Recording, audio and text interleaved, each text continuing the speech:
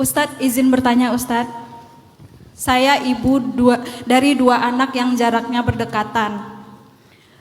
Bagaimana, apakah ada amalan di dalam Islam Ustadz agar saya bisa menjadi ibu yang sabar seperti Nikita Willy?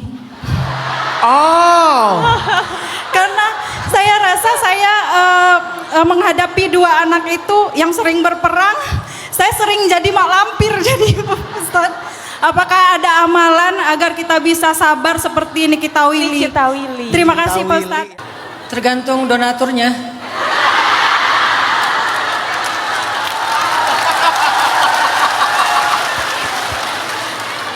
Dan ini memang konsep parenting loh.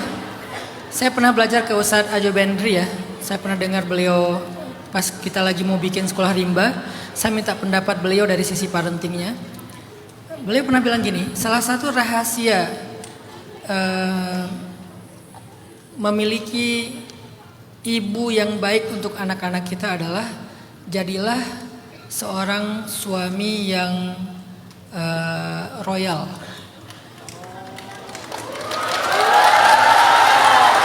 Jadi kalau bahasa Arabnya jadilah seorang suami yang jawad, yang karim. Apa itu karim? Dermawan. Makanya Nabi mengatakan jangan pelit kepada istri kalian.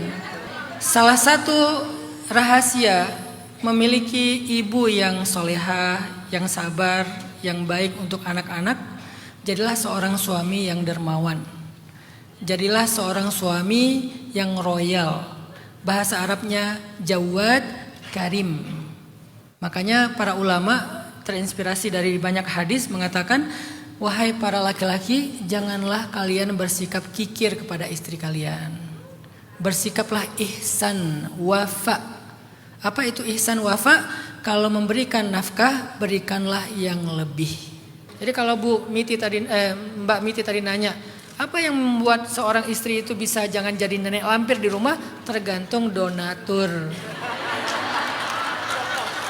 Nikita Willy. Ini nasihat agak aneh sih. Ini nasihat versi laki-laki ya, karena harus berimbang. Kalau versi perempuannya, cobalah lihat anak itu sebagai ibadah. Ini soleh banget ya jawabannya. Cobalah lihat anak itu sebagai ibadah. Dua-duanya penting. Jadi kalian berharap donasinya lebih, nggak apa-apa. Saya nggak setuju orang mengatakan cewek matre. Kenapa?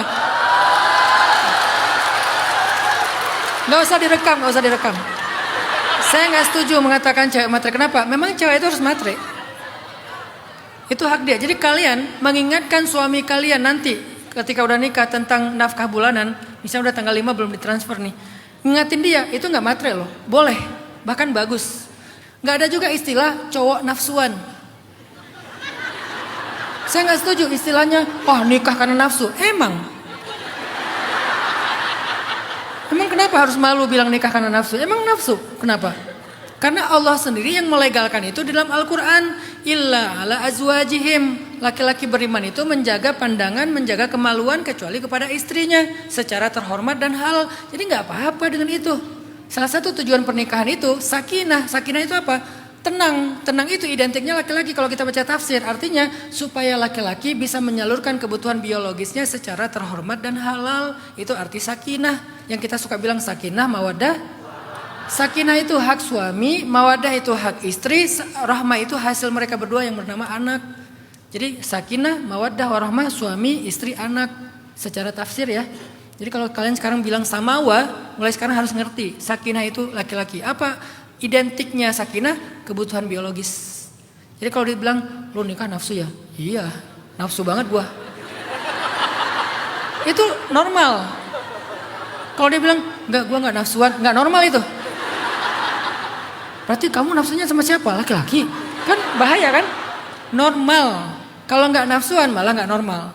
Perempuan, lu nikah kenapa? Ya dia orangnya udah mapan, dia bisa ngasih nafkah yang cukup. Normal itu. Walaupun kadang ada pengecualian. Istri sakit, istri lagi haid, suami pekerjaannya lagi bermasalah, sabarlah. Tapi secara fitrah bahwa ada kebutuhan itu normal. Yang terakhir baru rahmah. Jadi Mbak Miti, Semoga suaminya diberikan rezeki yang berlimpah. Semakin berlimpah semakin sabar insya Allah. Allah.